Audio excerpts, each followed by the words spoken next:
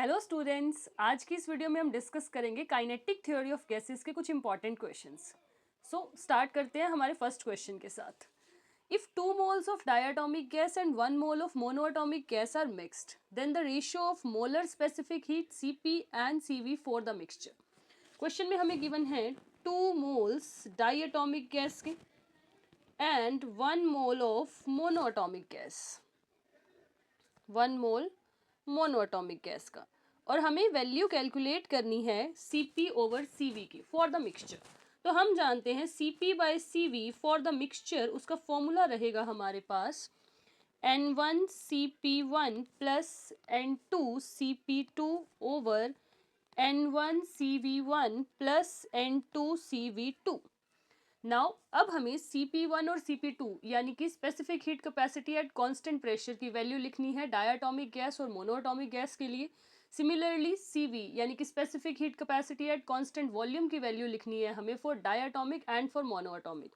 सो Cv की value होगी हमारे पास मोनोएटॉमिक के केस में, उसे हमने ले लिया Cv1, वो वैल्यू होगी हमारे पास 3R/2, और Cv2 डाई अटोमिक के लिए हमारे पास वैल्यू होगी कितनी 5R/2।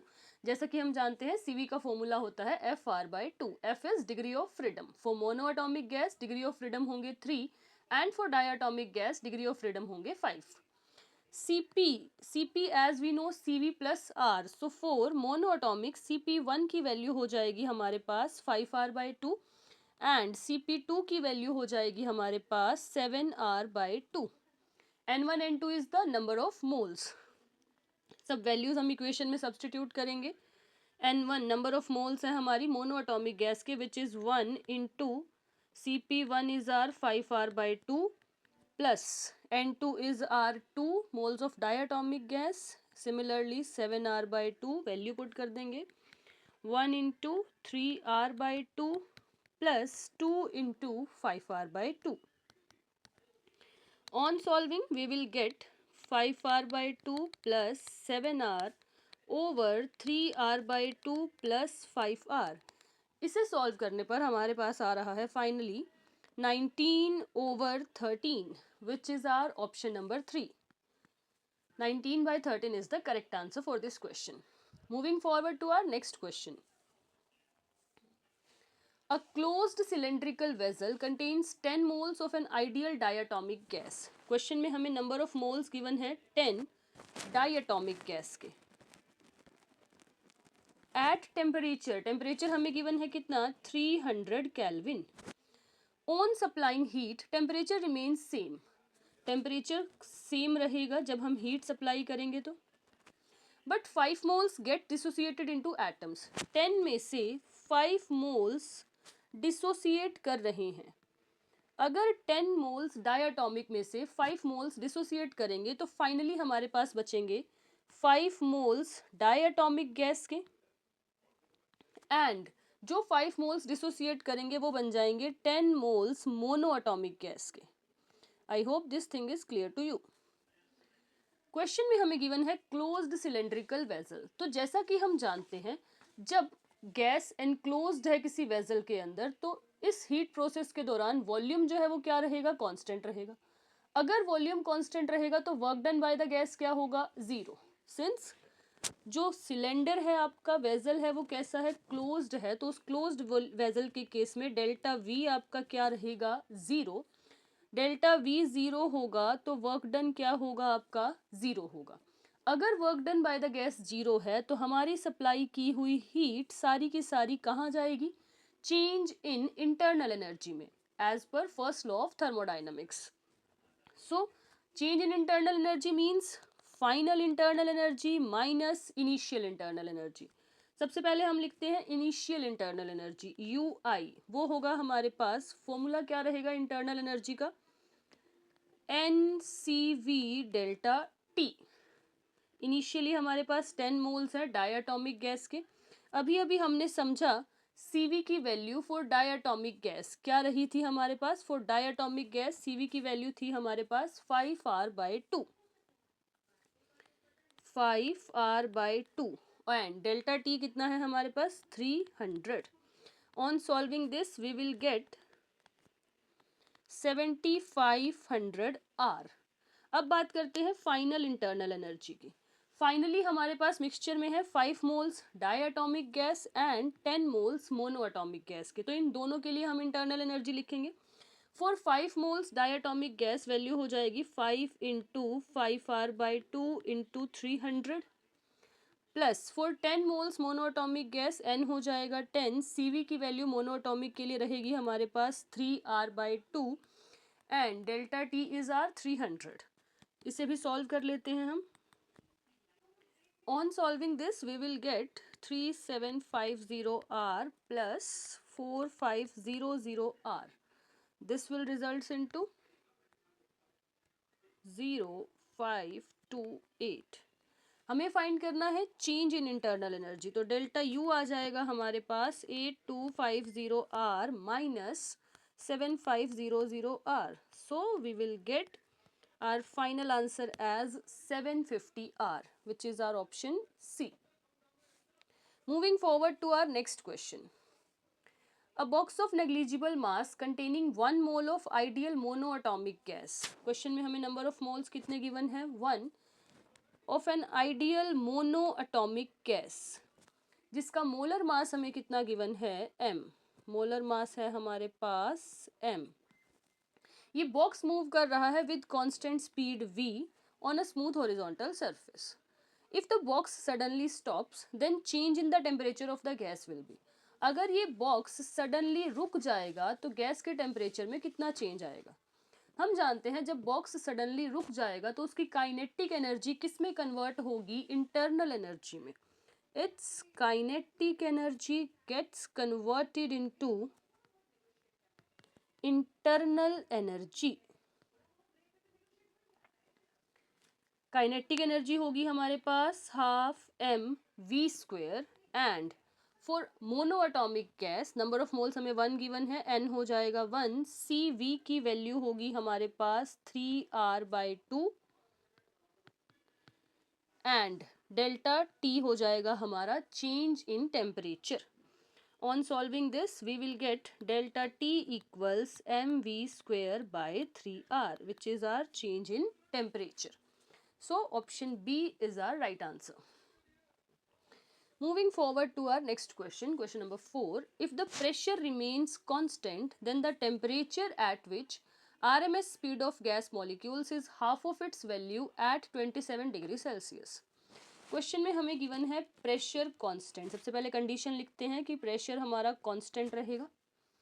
हमें उस टेम्परेचर की वैल्यू बतानी है जिस पर आरएमएस स्पीड गैस मॉलिक्यूल्स की जो है वो उसकी इनिशियल वैल्यू का हाफ हो जाएगी। जो V R M S initial है वो किस टेम्परेचर पर है? इनिशियल टेम्परेचर है 27 डिग्री सेल्सियस यानी कि 300 kelvin. V R M S initial को हमने वी ले लिया और वी आर एम एस जो फाइनल है वो है अपनी इनिशियल वैल्यू का हाफ यानी कि v/2। ये वैल्यू v/2 किस टेम्परेचर पर होगी वो फाइनल टेम्परेचर हमें बताना है। तो हम जानते हैं वी आर एम एस जो है वो डायरेक्टली प्रोपोर्शनल है किसके? स्क्वायर रूट ऑफ टेम्परेचर के। V R M S final over V R M S initial equals under root T final over T initial. Value substitute करेंगे। v/2 over v equals under root T final over T initial है हमारे पास 300। On solving 1/2 equals under root T final over 300, squaring both sides 1/4 equals T final over 300। यहाँ से हमारे पास T final आएगा 300/4। On solving this, we will get 75 Kelvin. But our options are in degree Celsius. So, convert करेंगे हम इसे 75 minus 273. We will get 198 minus 198 degree Celsius as our right answer. Option B is the right answer for this question. I hope this question and this concept is clear to you. Moving forward to our next question. if the mean free path of a molecule of an ideal gas having diameter 10 raised to power minus 8 centimeter is 10 raised to power minus 4 meter, the number density of gas is. Mean free path हमें molecule का दिया हुआ है 10 raise to power minus 4 metre, lambda की value given है हमें, diameter हमें given है 10 raise to power minus 8 centimetre, और क्वेश्चन में हमसे पूछी गई है नंबर डेंसिटी। जैसा कि ऑप्शंस में हमें दिखाई दे रहा है नंबर डेंसिटी दी हुई है पर सेंटीमीटर क्यूब में, so we will convert wavelength into centimetre. ये हो जाएगा हमारे पास 10 raise to power minus 2 centimetre. Mean free path lambda की वैल्यू होगी, फॉर्मूला है 1/√2 pi D square N. 10 raise to power minus 2 equals 1/√2 pi हो जाएगा 22/7 into 10 raise to power minus 8 का स्क्वायर, और n की वैल्यू हमें कैलकुलेट करनी है। On solving this we will get n 1/√2 is 1.414, 3.14, 10 raise to power minus 16 and 10 raise to power minus 2। Rearrange करते हैं, सॉल्व करते हैं, और जो फाइनल आंसर रहेगा हमारे पास that will be 22 into 10 raise to power 16 पर centimetre cube. Option A is the right answer for this question. Moving forward to our next question, question number 6. Gas at pressure P0 is contained in a vessel. If the mass of the molecule are halved and their speeds doubled, the resulting pressure will be. Question में हमें initial pressure given है P0, मास को half कर दिया, मास m की जगह हो गया m/2, स्पीड v डैश की जगह हो गई 2v। The resulting pressure will be, हम जानते हैं गैस प्रेशर का formula 1/3 n/v into mv square. जो प्रेशर है इनिशियल प्रेशर P0 किसके इक्वल है, यही वैल्यू है हमारे पास 1/3 n/v mv बार स्क्वायर। अब अगर बात की जाए बाद के प्रेशर की तो ये हो जाएगा 1/3, n/v में कोई चेंज नहीं आएगा, मास हो गया m/2 और ये हो जाएगा हमारे पास 2v का स्क्वायर। सो जो हमारा प्रेशर रहेगा वो रहेगा 2 टाइम्स ऑफ इनिशियल प्रेशर, यानी कि 2p0, which is our option B. Next question, a gas is filled in an open vessel at 27 degrees Celsius. To what temperature should it be heated in order that 1/3 of the gas may escape out of the vessel? किसी vessel के अंदर एक gas है जिसका temperature शुरू में हमें given है 27 डिग्री सेल्सियस। किस टेम्परेचर पर इसे हीट किया जाए ताकि 1/3 of the gas escape out हो जाए।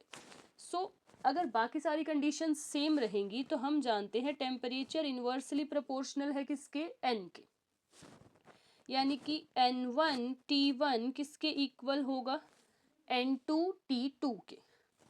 इनिशियली n ले लिए हमने नंबर ऑफ मोल्स गैस के, टेम्परेचर 27 डिग्री सेल्सियस यानी कि 300 केल्विन, 1/3 गैस एस्केप हो गई यानी कि 2/3 ऑफ द गैस अभी भी प्रेजेंट है, तो n2 की वैल्यू हो जाएगी हमारे पास 2n/3 और T2 हमें फाइंड करना है।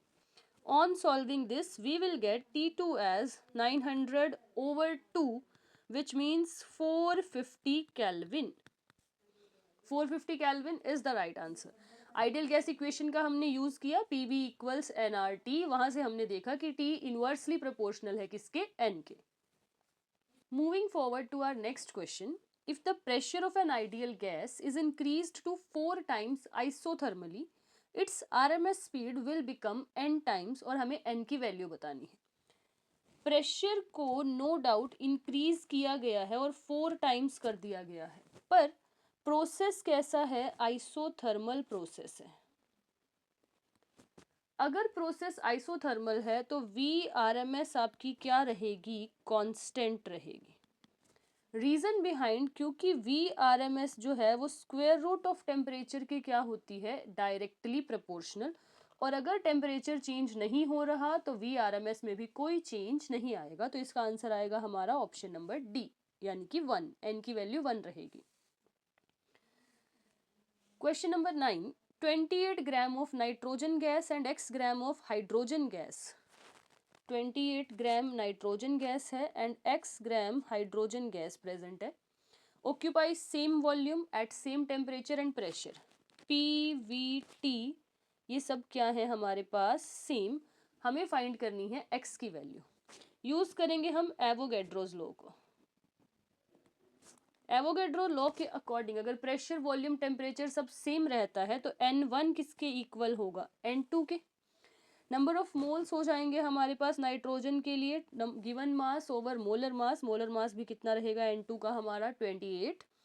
सिमिलरली x के केस मतलब हाइड्रोजन के केस में हो जाएंगे x बाय हाइड्रोजन का मोलर मास है 2, तो यहाँ से x की वैल्यू आएगी हमारे पास 2 gram. C, option number C is the right answer. Question number 10, last question of this video. A tube of length 80 centimeter is submerged vertically inside a liquid with lower end 20 centimeter below the surface. किसी container में कोई liquid present है और उसके अंदर हमने एक tube immerse की है, जिस ट्यूब की टोटल लेंथ हमें गिवन है 80 सेंटीमीटर और लोअर एंड वाटर सरफेस उस लिक्विड के सरफेस से 20 सेंटीमीटर बिलो है। यानी कि ट्यूब की लेंथ 20 सेंटीमीटर है हमारी इनसाइड लिक्विड और 60 सेंटीमीटर है हमारी outside. The upper end is now sealed and taken out gently. Upper end को सील करके ट्यूब को बाहर निकाल लिया। It is found that 8 centimetre of the liquid still remains in the tube. अभी भी ट्यूब के अंदर 8 सेंटीमीटर लिक्विड बचा है। Atmospheric pressure is given by h centimetre of this liquid और हमें उस h की वैल्यू को कैलकुलेट करना है। क्वेश्चन में यूज करेंगे हम बॉयल्स लॉ का। P1 V1 equal P2 V2। Pressure initially tube के अंदर होगा हमारा एटमॉस्फेरिक प्रेशर। प्रेशर हम जानते हैं कितना होगा किस लिक्विड के कारण, रो जी एच। यानी कि अगर हाइट ऑफ द लिक्विड की टर्म में बात की जाए तो प्रेशर h की टर्म्स में हम लिख सकते हैं। तो P1 की वैल्यू हो जाएगी हमारे पास h। वॉल्यूम होगा basically area into length. 60 centimetre length outside है ट्यूब की, तो उसके कारण हमारा प्रेशर रहेगा, तो यहाँ पर ये हो जाएगा A इंटू 60। जब हमने ट्यूब को बाहर निकाला और अपर एंड को सील किया तब भी 8 सेंटीमीटर लिक्विड उसमें प्रेजेंट था। यानी कि अब जो प्रेशर होगा वो किस कारण से होगा, H-8 हाइट के कारण, H-8। और जो V2 होगा हमारे पास दैट इज एरिया इनटू, अगर 80 सेंटीमीटर की ट्यूब के अंदर 8 सेंटीमीटर लिक्विड अभी भी प्रेजेंट है तो हाइट जो प्रेशर जिस हाइट के कारण होगा that is 72 centimetre. On solving this we will get 60H equals H-8 into 72. 60H equals 72H minus 576. 576 equals 12H. On solving this, we will get H as 48 centimeter. Option A is the right answer for this question. I hope all these questions are clear to you. Thank you so much for watching.